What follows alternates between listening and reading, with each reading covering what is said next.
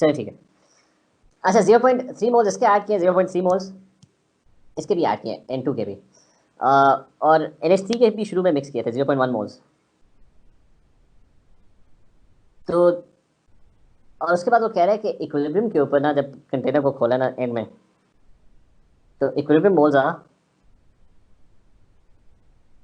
अच्छा इक्विलिब्रियम के ऊपर जो मोल्स है ना वो है NH3 के 0.18 तो मोल्स इसके है। ऊपर 0.17 मोल प्रोड्यूस है इसके बाद NH3 के, नहीं 0.17 क्यों, 0.1 तो शुरू में ऐड किया था ना, और इसको मैं तो 2 से, 0.18 हो गया। तो एक्स्ट्रा कितने प्रोड्यूस हुए? सर 0.08। ठीक है 0.08। अच्छा ठीक है, जो अच्छा। जो एक्स्ट्रा, ठीक है कह रहे हो 0.08 एक्स्ट्रा प्रोड्यूस हुए हैं, ठीक है। और ये प्रोड्यूस हुए हैं मतलब ज़्यादा हुए हैं ना, तो इसका मतलब है इक्विलिब्रियम जो है ना वो, जब इक्विलिब्रियम रीच हुआ है ना तो रिएक्शन एक्चुअली थोड़ा सा फॉरवर्ड शिफ्ट हो गया। तो 0.08 जो है ना वो एक्स्ट्रा प्रोड्यूस हुए हैं। इसका एक सेकंड कलर चेंज कर दो। अच्छा 0.08 एक्स्ट्रा प्रोड्यूस हुए हैं। अब रेशो ये कि अब रेशो लगाना है, इसका रेशो थोड़ा सा मुश्किल होगा। तो हमें ये पता लगे कि 0.08 में मजीद एक्स्ट्रा प्रोड्यूस हो गए। तो if 0.08 extra have been produced, तो रेशो के मुताबिक N2 के कितने रिएक्ट हुए होंगे, ये 2:1 है।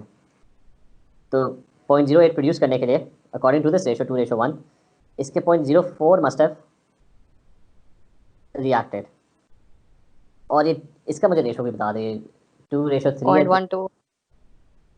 0.12, ठीक है 2:3, ठीक है।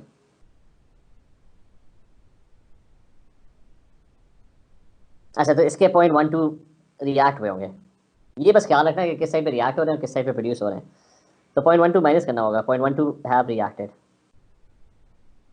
और इसके कितने रिएक्ट हो गए, 0.04 रिएक्टेड।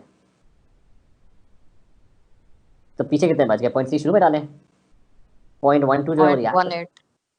तो 0.18 मोल्स इसके, और इसके 0.3 में से 0.04 निकालो, कितना होता है, 0.26। 0.26 मोल्स। ठीक है, ये बेसिकली आपने फाइंड आउट करना था, ये जो आखिरी एंड वाला पार्ट है। और जब इक्विलिब्रियम मोल्स आ जाए, मतलब केसी जो है वो इक्विलिब्रियम मोल्स के साथ डील करता है, मोल्स के साथ भी डील नहीं करता, कॉन्सेंट्रेशन के साथ डील करता है। तो अकॉर्डिंग टू दिस इक्वेशन इसका एक्सप्रेशन क्या होगा, NH3 की कॉन्सेंट्रेशन स्क्वायर, क्योंकि इक्वेशन में 2 मोल्स हैं NH3 के, N2 की कॉन्सेंट्रेशन पावर 1 है और H2 की कॉन्सेंट्रेशन वो क्यूब्ड है। सही है, तो ये आपके पास इनके आगे, अच्छा लेकिन मोल्स नहीं डालने केसी के एक्सप्रेशन में। मोल्स मैंने कहा था सिर्फ एक शर्त में ऐड कर सकते हो कि ऊपर ऊपर वाली टर्म्स और नीचे वाली टर्म्स अगर बराबर हो, यानी केसी का यूनिट कोई ना हो, यूनिट कैंसिल आउट हो जाए, तब आप मोल्स यूज़ कर सकते हो। इस केस में आपको मोल्स नहीं यूज़ करने, आपने कॉन्सेंट्रेशन निकालनी है। तो फॉर एग्जाम्पल इस क्वेश्चन में ना कंटेनर का वॉल्यूम दिया हुआ है 1 dm3, तो आप मोल्स निकालो, सॉरी कॉन्सेंट्रेशन निकालो। कॉन्सेंट्रेशन क्या होती है, मोल्स ओवर वॉल्यूम। तो लेट्स से वो 1 dm3 कंटेनर है। तो ये एक आखिरी स्टेप में ना लोग गलती करते हैं, जब यहाँ तक भी निकाल लेते हैं ना वो मोल्स को डायरेक्टली पुट कर देते हैं। हो सकता है उसने कंटेनर का वॉल्यूम कुछ और दिया होता, लेकिन जस्ट मेक श्योर कि एंड में ना मोल्स नहीं यूज़ करने, कॉन्सेंट्रेशन यूज़ करनी है। तो आप खैर इसको कोई अब्दुल्ला ट्राई करो, कैलकुलेट कर लो इसका आंसर क्या होगा। 0.18 स्क्वायर्ड 0.26 मल्टीप्लाइड बाई 0.18 क्यूब। 21.4। चलो ठीक है 21.4। अच्छा ये एक टाइप का क्वेश्चन है जो हमने प्रैक्टिस भी किया है। फिर सेकंड जो टाइप है ना क्वेश्चन की वो ये, अब हम सेकंड टाइप के क्वेश्चन पे जा रहे हैं, which is going to be के वो उल्टा होगा कि किसी की वैल्यू दी हुई होगी, आपने इक्विलिब्रियम मोल्स निकालने होंगे। तो टाइप 2 ऑफ द क्वेश्चन, अच्छा ये क्वेश्चन जो है ना this would only deal with quadratic equations, यानी सिंपल इक्वेशंस के साथ डील करेगा। उसमें आपके पास स्ट्रेट फॉरवर्ड इक्वेशंस होंगी। जैसे ये N2 और H2 वाली थी ना, ये कॉम्प्लिकेटेड है, इसमें पावर्स बहुत ज़्यादा हैं। उसके अंदर सिंपल पावर्स होंगी, स्क्वायर क्वाड्रेटिक का मतलब स्क्वायर से ज़्यादा का क्वेश्चन नहीं आएगा। अच्छा टाइप 2 क्वेश्चन इज के सी इज नोन, पहले से ही पता है, and you are suppose to find equilibrium moles. तो इसमें ये कि for example there is a question कि 2 moles each of H2 and Cl2 are mixed in a container.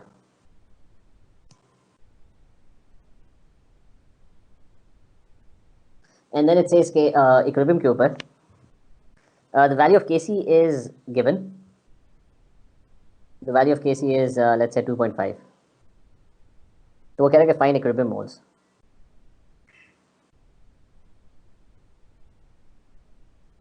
तो करना हमने वही एग्जैक्टली सब कुछ वही है जो हम पहले कह रहे थे कि फाइंड इक्विलिब्रियम मोल्स। पहले तो रिएक्शन कौन सा रिएक्शन जो है जो गिवन है वो है कि H2 और Cl2 ना वो आपस में they are in equilibrium with HCl। नीचे वो ऐड कर लेते हैं कि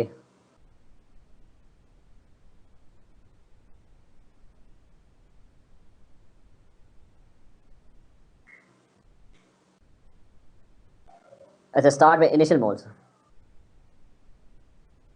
सब कुछ सिमिलर उसी तरीके से करना है। इनिशियल मोल्स कितने हैं उसने कहा था कि दोनों के 2 मोल्स ऑफ H2 है एंड 2 मोल्स ऑफ Cl2 है। HCl उससे स्टार्ट में कंटेनर में ऐड नहीं किया तो उसके 0 मोल्स है। और कोई इन्फॉर्मेशन नहीं दी हुई, बस Kc की वैल्यू दी हुई है। उसे ये भी बताया कि इक्विलिब्रियम पे किसके कितने मोल्स हैं। तो ये तीनों का नहीं पता कि क्या है। जैसा पिछले केस में पता था, एक का एटलीस्ट पता था। हमें ये भी नहीं पता कि कितने रिएक्ट हुए हैं, कितने प्रोड्यूस हुए हैं, हमें कोई आइडिया नहीं है उसका। तो ये भी तीनों बॉक्सेस जो है ना ये एम्प्टी हैं। बस Kc की वैल्यू पता है। Kc की वैल्यू कितनी है 2.5। यानी हमें पता है कि जो एक्सप्रेशन आना चाहिए ना, एक्सप्रेशन क्या होगा HCl की concentration square divided bye H2 concentration and Cl2 concentration. ठीक है, सो वी नो दिस कि हमें इसकी वैल्यू पता है कि इसका जो आंसर आएगा ना वो 2.5 आएगा। लेकिन Kc की वैल्यू में आप इक्विलिब्रियम मोल्स ऐड करते हो जो कि हमें पता ही नहीं है, तो वही हमने फाइंड आउट करने हैं।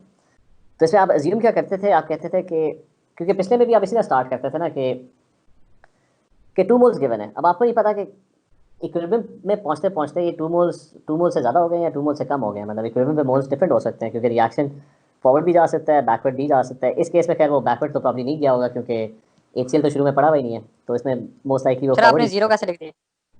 क्योंकि ऊपर लिखा ही नहीं है ना कि ऊपर पढ़ो ना क्वेश्चन, उसमें लिखा हुआ है कि सिर्फ 2 मोल्स H2 और Cl2 के are mixed in a container. तो HCl तो डाला ही नहीं है ना स्टार्ट में। अच्छा क्लियर है पूरा? Yes sir. अच्छा, अब उसके अलावा में कोई इन्फॉर्मेशन नहीं है, तो अब हम खुद से अज्यूम कर लेते हैं कि इसके ना एक्स मोल्स रिएक्ट करेंगे, क्योंकि पता तो है नहीं हमें कि कितने रिएक्ट करेंगे। तो अपनी तरफ से ना we have made an assumption कि इसके जो है ना एक्स मोल्स रिएक्ट कर चुके हैं। तो अब वो एक्स कुछ भी हो सकता है क्योंकि हमें तो वैल्यू पता ही नहीं है। और ये टोटल अजम्पशन है कि एक्स रिएक्ट करेंगे। 2 मोल्स शुरू में डाले थे, एक्स जो है ना वो रिएक्ट करके। तो ये किस रेशो में दोनों रिएक्ट करें? 1:1 में। तो इसका मतलब इसके अगर एक्स रिएक्ट करते हैं तो Cl2 के भी एग्जैक्टली एक्स मोल्स ही रिएक्ट करेंगे। तो अगर इसके एक्स रिएक्ट करें तो Cl2 के भी एक्स रिएक्ट करेंगे। और अगर इसके 1 रिएक्ट करके 1 के साथ आगे जाके कितने प्रोड्यूस करता है 2, तो x के साथ रिएक्ट करके आगे जाके कितना प्रोड्यूस करेगा 2x। 2x। ठीक है, डबल प्रोड्यूस करेगा। तो x की टर्म्स में हमें पता लग गया कि कितने रिएक्ट करें। तो फाइनल इसके मोल्स निकालो इक्विलिब्रियम के। 2 शुरू में डाले थे, x रिएक्ट करके, तो पीछे कितने बचे 2 - x। इसके भी शुरू में 2 डाले थे, x जो है वो रिएक्ट कर चुके हैं, तो पीछे कितने बचे 2 - x। उसके शुरू में कुछ ऐड ही नहीं किया था, 2x प्रोड्यूस हो गए हैं। तो फाइनल इक्विलिब्रियम मोल्स कितने होंगे 2x ही होंगे, क्योंकि पहले तो डाले ही कोई नहीं आते, 2x और प्रोड्यूस हो गए। तो आपके पास ना x की टर्म्स में एक्सप्रेशन आ गया, उनको फिर इसमें पुट कर दो तो that's going to be 2x squared divided by 2 - x over 2 - x। यानी इसको मैं इकट्ठा करके भी लिख सकता हूँ, ये 2 - x स्क्वायर्ड हो जाएगा is equal to 2.5 under root. और फिर सारा काम ये कि इस एक्सप्रेशन को सॉल्व करना है। तो start solving this expression. Under root नहीं सॉरी, अंडर रूट नहीं, अंडर रूट बाद में लेना था। से वो काट वो स्क्वायर यहाँ पे ख़त्म करने के लिए मैंने इधर भी अंडर रूट है और उधर भी अंडर रूट। काटते हैं। ठीक है, तो एक्सप्रेशन जो होगा उसको सॉल्व करना शुरू कर दो। It's going to be 2x divided by क्या होगा 2 - x। सर यहाँ ऐसे लेफ्ट हैंड साइड पे तो 2 स्क्वायर है, खत्म कैसे करोगे? दोनों खत्म हो जाएंगे ना। कैसे? 1 से 2 कट जाते हैं। हाँ रुको, जब ऊपर नीचे दोनों स्क्वायर हो तो कॉमन वो है ना, तो मतलब आप इसको इस तरह लिख सकते हो, ये पूरी चीज़ स्क्वायर है। Okay sir. अच्छा खैर, ये 2x over 2 - x 2.5 under root देख लेना कौन सा क्या वैल्यू होगी। इस चीज़ में ख्याल ये रखना है कि अंडर रूट जब लेते हो ना तो it could be plus, it could be minus, तो दोनों के लिए फिर अलग अलग सॉल्व करो। तो पहले आपको सॉल्व करना पड़ेगा plus under root 2.5। Under root जब भी लेते हो दो वैल्यूज आती हैं, तो it would be 2x is equal to, अगर मैं प्लस 2.5 अंडर रूट लूँ तो मल्टीप्लाई किसके साथ होगा, 2 से, 2 माइनस एक्स के साथ, यानी 2.5 अंडर रूट। ठीक है, तो मैंने 2 माइनस एक्स के साथ मल्टीप्लाई कर लिया, एक्स वाली टर्म्स इकट्ठी करो, तो it's going to be 2x plus 2.5 under root x is equal to 2 into 2.5 under root, और इसको जल्दी से x को कॉमन लो, तो 2 टाइम्स 2.5 अंडर रूट जो है दैट गेट्स डिवाइडेड बाय, ये क्या होगा, 2 प्लस 2.5 अंडर रूट। ये भी चेक कर लेंगे मैंने सही किया कि नहीं किया। सर अगर आप बोर्ड पे लिख रहे हो सर, आप फिर स्क्रीन शेयर क्यों कर रहे हो? नहीं, मैंने वो रिकॉर्डिंग शुरू कर दी है, तो इसलिए मैं कह रहा हूँ। ठीक है, तो ये रिकॉर्डिंग कर कैसे रहे हो मतलब? पता नहीं, मैं चेक करूँ, स्काइप के अंदर रिकॉर्डिंग का ऑप्शन है। स्क्रीन वो रिकॉर्ड, शेयरिंग है, स्क्रीन शेयरिंग। हाँ, वो बेशक तुम लोग अपने बोर्ड के ऊपर ही रहो, बेशक इस पे ना हो।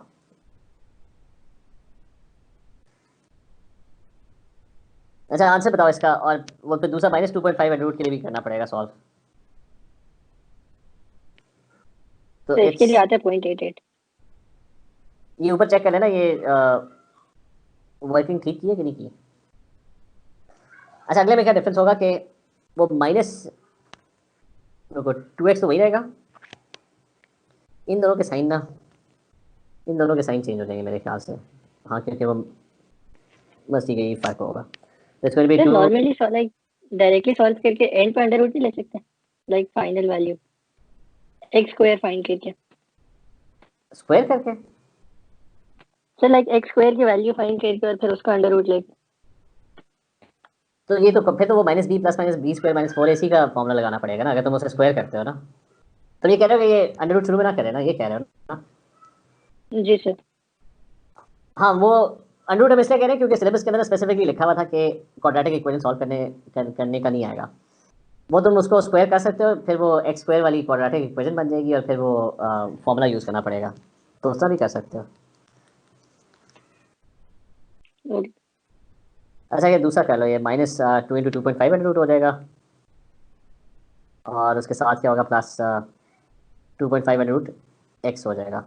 बस साइंस मेरे ख्याल से चेंज हो जाएंगे, तो ये क्या हो जाएगा, 2x माइनस 2.5 अंडर रूट, पहले वो प्लस था, ठीक है, और ये -2, और फिर सारे को डिवाइड करना पड़ेगा किससे, 2 माइनस 2.5 अंडर रूट से, तो आपके पास x आ जाएगा, मतलब यहाँ पीछे x आ जाएगा, वो उधर से आ जाएगा। ये भी ट्राई करो, सॉल्व करो, दो वैल्यूज आनी चाहिए, एक तो आ गई है, ये सेकंड की क्या वैल्यू आ रही है। सर मैंने अपने हिसाब से किया, मेरा 7.54 है। ये पहले वाले का, ये आपने कैसे की? अच्छा, आपने माइनस से किया। नहीं, कौन सा, तुम सेकंड वाले की बात कर रहे हो। तो -7.55। ठीक है, तो वही आ रहा है। हाँ, मेरा भी यही 7.5। तो ठीक है, मैं अज्यूम करूँगा, ठीक है, दो लोगों का आ गया, बस ठीक है।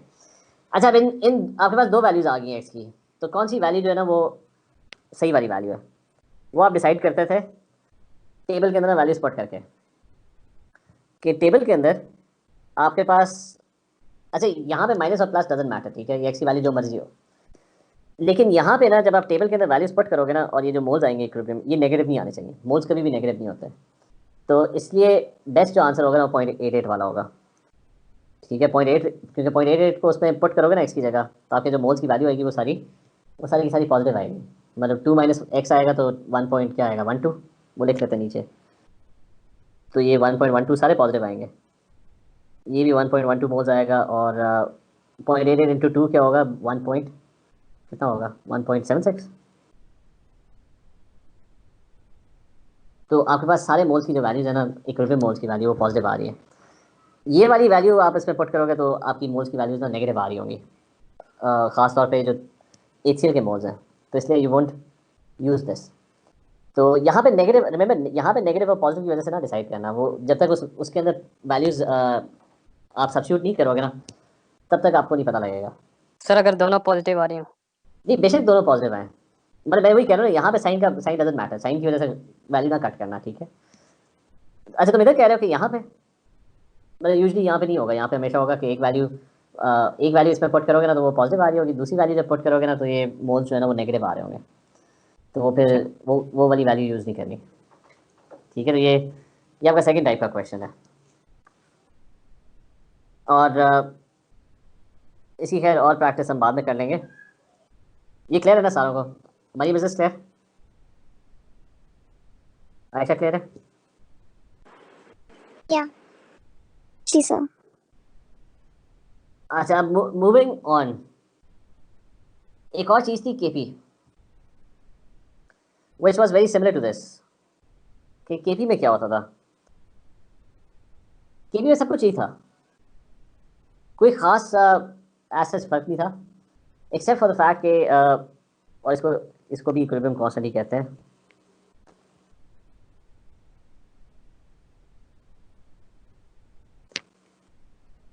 तो अब इक्विलिब्रियम कांस्टेंट केपी,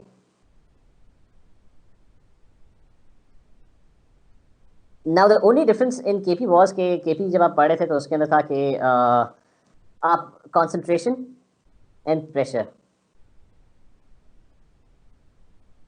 ये डायरेक्टली प्रोपोर्शनल है, ठीक है। कॉन्सेंट्रेशन ज़्यादा होती है तो प्रेशर भी ज़्यादा होता है, but when you talk about KP pressure, तो this is only true for gases.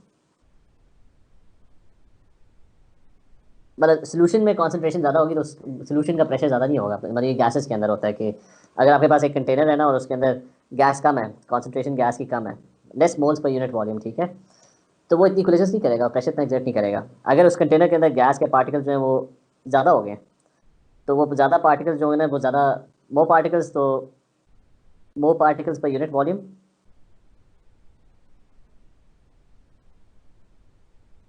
so you'll have more frequent collisions.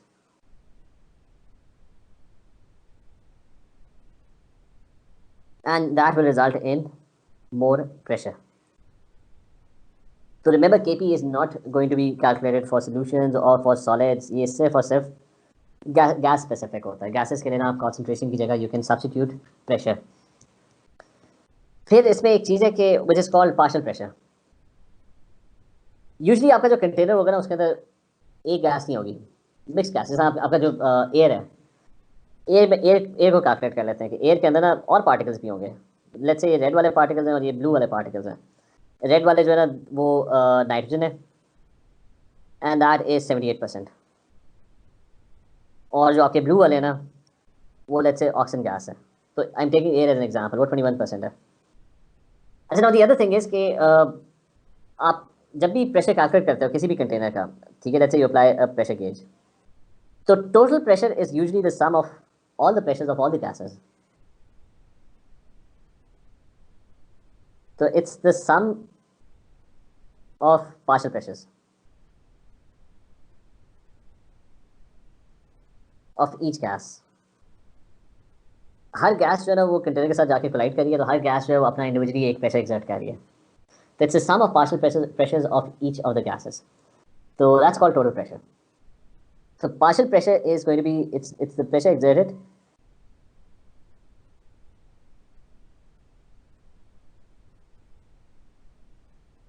it's the pressure exerted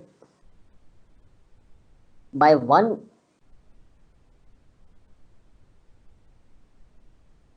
of the gases in the mixture. तो you have this container, oxygen gas जो है अपना अलग collisions कर रही है and it's exerting a pressure, nitrogen gas जो है वो अपना अलग it's going and hitting the walls of the container and it's exerting a pressure. Combined जो उनका प्रेशर है वो आपका ये जो प्रेशर गेज होगा ना ये आपको दे रहा होगा, this would be your total pressure. तो how do you calculate individual pressures? Individual pressures जो होते हैं ना, पार्शियल प्रेशर्स ड्यू टू, और लेट्स से ये टोटल प्रेशर हमारे पास आ रहा है, ये 5 एटमॉस्फेयर आ रहा है, ये दोनों गैसेस जो है ना एयर के अंदर मिला के ना 5 एटमॉस्फेयर प्रेशर एक्सर्ट कर रही है इस कंटेनर के अंदर। So how do you calculate these individual partial pressures? कि ऑक्सीजन गैस की वजह से ना खाली प्रेशर किस तरह कैलकुलेट करोगे? तो partial pressures due to oxygen gas, उसका फॉर्मूला क्या होता है? It's basically the mole fraction multiplied by the total pressure. Mole fraction का मतलब है कि ऑक्सीजन के टोटल मोल्स की परसेंटेज क्या है, तो ऊपर हमें पता है कि परसेंटेज क्या है, 21 आउट ऑफ 100। ये इसकी मोल फ्रैक्शन है ना, 21% जो है वो ऑक्सीजन, यानी अगर 100 मॉलिक्यूल होते हैं तो 21 जो होते हैं वो ऑक्सीजन के होते हैं, और इंटू 5 एटमोसफेयर कर लो।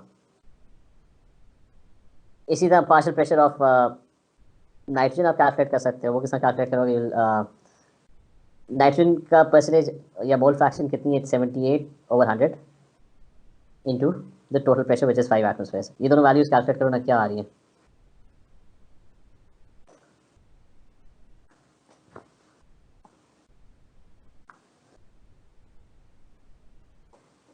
तो 1.05 ऑक्सीजन की। अच्छा 1.05 एटमोसफेयर, और दूसरे की कितनी आ रही है? 3.9। 95 होगी ना? 95 है, 9 है एग्जैक्टली। अच्छा जी, मैंने सॉरी ये तो बीच एग्जैक्ट में, आएगा। हाँ एग्जैक्ट 9 है वो। लेट्स से इसको 79 कर लो, वो बीच में 1% गायब हुआ है। तो लेट्स से इस कंटेनर में सिर्फ ऑक्सीजन और नाइट्रोजन थे, 79% और 21%, तो 3.95 आ जाएगी। ठीक है। अच्छा अब दोनों को कंबाइन कर लो तो टोटल प्रेशर आ जाएगा, it's going to be 5 atmosphere, जो कि ऊपर पहले ही गिवन था। तो आपके पास एक कंटेनर होगा ना, तो आप हमेशा जब भी उसका प्रेशर मेजर करोगे तो आप टोटल प्रेशर मेजर करोगे। फिर आप उसमें मोल फ्रैक्शन से मल्टीप्लाई करके ना यू कैन फिगर आउट कि इंडिविजुअल गैसेस का प्रेशर कितना है, वो उनकी परसेंटेज के हिसाब से होगा। तो रिमेंबर दिस फॉर्मूला कि mole fraction into total pressure, तो आप हर गैस का ना प्रेशर इंडिविजुअली फाइंड आउट कर सकते हो। ठीक है, क्लियर है ये? साकिब क्लियर है? अबू रेरा क्लियर है? महफूज क्लियर है? Yes sir. Yes sir. अच्छा इस पे आप क्वेश्चन करते हैं, बाकी क्वेश्चन एग्जैक्टली सेम होगा। बाकी मतलब वो जो केसी का क्वेश्चन था ना, सब कुछ एग्जैक्टली सेम है। बस ये एंड वाला पार्ट जो होगा ना वो थोड़ा सा डिफरेंट होगा, क्योंकि कंसंट्रेशन यूज नहीं करोगे आप, पार्शियल प्रेशर यूज कर रहे होगे। तो क्वेश्चन इज के you have let's say 0.4 moles of SO2, 0.2 moles of O2 and 0.5 moles of SO3 are mixed in a container.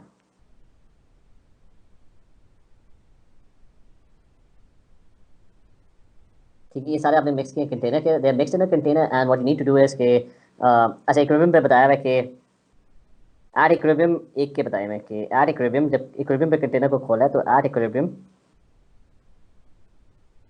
0.3 moles of SO3 are present.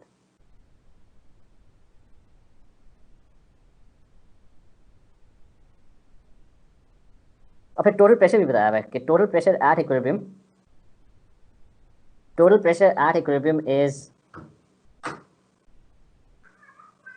let's say 2 atmospheres, और से कहा है कि find the value of Kp। तो अब इसको पहले तो ब्रेक डाउन करो, इसको रिएक्शन सबसे पहले पता होना चाहिए कि लेट्स से उन्होंने इक्वेशन दी हुई है कि रिएक्शन जो चल रहा है ना इक्विलिब्रियम के ऊपर, दैट इज के SO2 और O2 मिलकर SO3 फॉर्म कर रहे हैं एंड वाइस वर्सा, और सारे गैसेस हैं। ठीक है, तो हम इसमें वही बना लेते हैं अपना,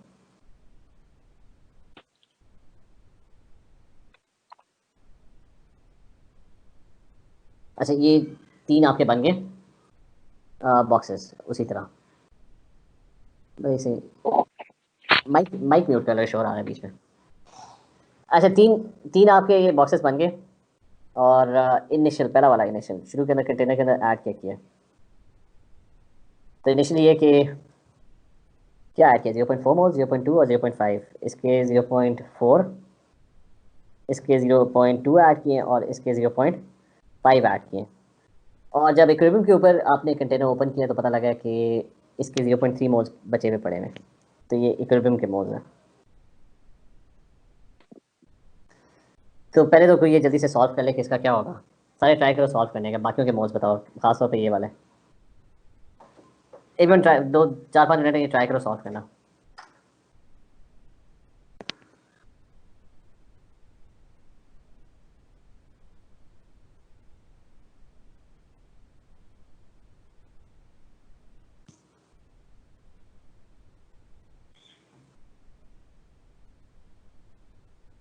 SO2 0.06 0.6 हो जाएगा। SO2 हाँ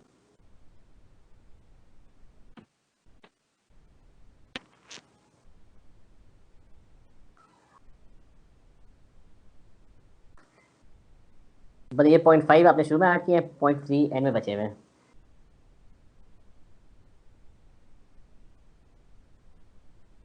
तो इसका मतलब है 0.2। यस 0.5.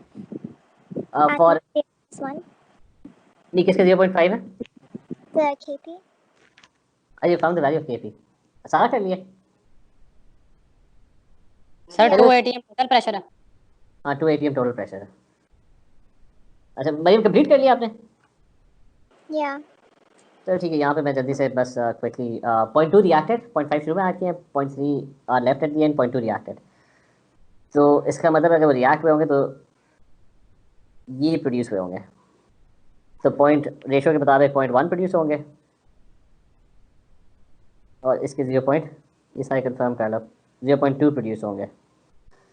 तो 2:1 है, तो अगर 0.2 रिएक्ट हो रहे हैं तो 0.1 मस्ट हैव प्रोड्यूस, और यहाँ पे सेम रेशो है तो 0.2 प्रोड्यूस। तो इसके मोल्स कितने होंगे? 0.3, क्योंकि 0.2 शुरू में था, 0.1 और प्रोड्यूस हो गए। इसके मोल्स कितने होंगे? 0.6, 0.4 शुरू में थे, 0.2 एक्स्ट्रा प्रोड्यूस हो गए तो 0.6। फिर केपी कैलकुलेट करने के लिए there is one extra step कि आपको फाइनल मोल्स तो पता लग गए इसके कि कितने हैं। What you need to do is you need to find the partial pressure of each of the gases. पहले तो SO3 का फाइंड आउट कर लो। मोल फ्रैक्शन क्या होगी? SO3 के मोल्स कितने हैं? 0.3 out of the total moles कितने हैं? टोटल मोल्स हैं आपके पास 0.6 प्लस 0.3 प्लस 0.3। तो ये इसकी मोल फ्रैक्शन है कि out of these many moles जो इक्विलिब्रियम में पड़े हुए हैं इसके 0.3 है इनटू टोटल प्रेशर जो कि कितने हैं? 2 एटमॉस्फेयर्स। मरियम इसकी क्या वैल्यू आई है? 0.5 moles. Oh, sorry, 0.5 atmosphere. ठीक है 0.5 एटमॉस्फेयर्स। और बाकियों की भी मतलब ये सेकंड वाले O2 की भी वही होगी क्योंकि you going to get the same expression. ठीक है, तो it's going to be 0.5 atmospheres. और लास्ट वाला जो SO2 है उसके कितने होंगे मोल फ्रैक्शन? It's 1. एक सेकंड पहले 0.6 इंटू प्लस 0.3 प्लस 0.3 इंटू 2 एटमॉस्फेयर्स, तो वो 1 एटमॉस्फेयर आया आंसर। ठीक है, तो मोल Yeah. फ्रैक्शन, ठीक है, mole fraction of the individual gases multiplied by the total pressure. और बाकी फिर ये इस चीज़ को आपने केपी के एक्सप्रेशन में पुट कर देना। What was your KP expression for this? वही एक्सप्रेशन है जो एग्जैक्टली केसी के है। SO3 की कॉन्सेंट्रेशन स्क्वायर होती थी, अब प्रेशर उसका स्क्वायर डिवाइडेड बाय SO2 की कॉन्सेंट्रेशन स्क्वायर होती थी, now SO2 pressure square into the partial pressure of O2। It's going to be क्या ये 0.5 square divided by 0.5 into 1 square into 0.5, यही है ना?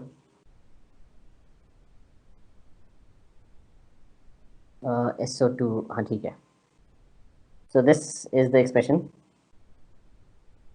That you are getting. Mariam क्या आंसर था इसका? 0.5 atmosphere -1. ठीक है, और साथ ही आप यूनिट भी कैलकुलेट कर लो। Unit is going to be atmosphere squared ATM squared divide by ATM squared into ATM, तो एटमॉस्फेयर -1 बनता है।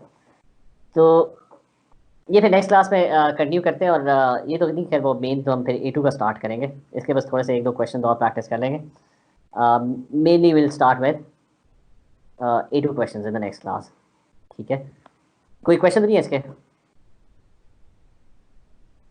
केसी और केपी क्लियर है सारों को? तो ये मैं उसके ऊपर ना क्लास उसके अंदर एक वर्कशीट भी पोस्ट कर दूँगा, कुछ क्वेश्चंस। ठीक है, तो try and attempt these questions. ये पुराना AS है। ठीक है, तो नेक्स्ट क्लास से प्रॉब्लम जो केसी और केपी की एप्लीकेशंस हैं A2 की, वो फिर हम स्टार्ट करेंगे। ठीक है, ओके, टेक केयर, अल्लाह हाफिज़।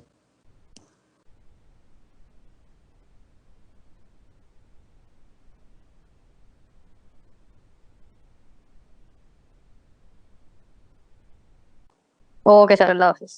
अल्लाह हाफिज़।